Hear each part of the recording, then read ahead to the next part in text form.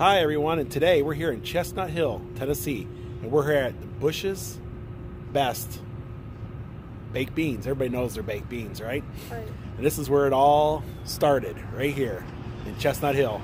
So we're going to take a tour of their museum, and then we're going to have lunch here because there's a really nice little cafe here. So let's do this, right? Let's do this.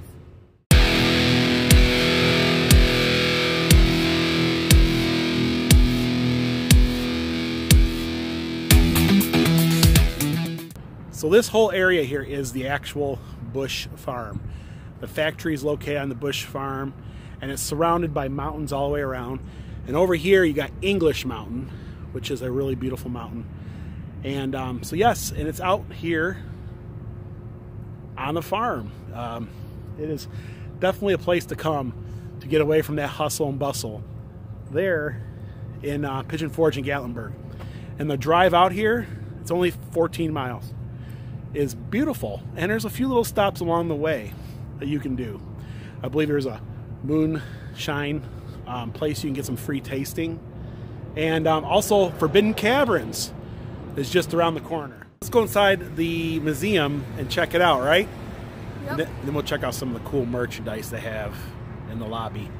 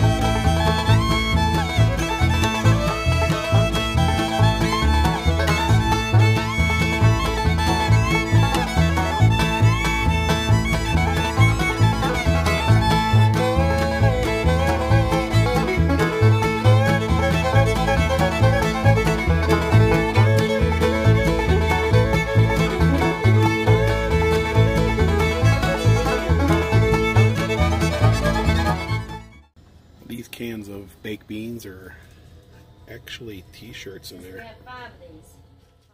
There is just so much there to take in. Yeah, we had a great time learning about the history of Bush's baked beans and the processes that they do to make the Bush's baked beans. Now they have a 15-minute video in there that will show you the inside of the factory and how they do it, but they don't allow filming of the video. And so, yeah, we had a great time, didn't we? Well, behind us is the actual museum and merchandise store. And this used to be the old general store here in Chestnut Hill. And there actually used to be a gas station here.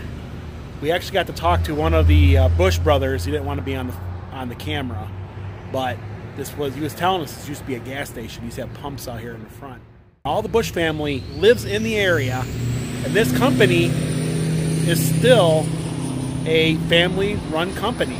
Usually companies this size are usually not family-owned. They're usually corporate-owned with shareholders and all that, but not here. Bush's Baked Beans is still owned by the family. So behind us is the A.J. Bush home. This is the actual original house that A.J. Bush lived in. Right here on the factory, right? Okay, so now we're gonna go into the Bush's Family Cafe and have lunch, right?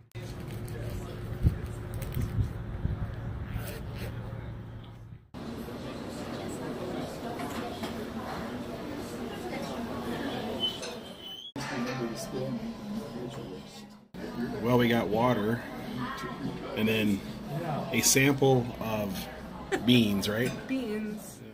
So you're trying the beans, huh? Are they good? Yeah, they're good.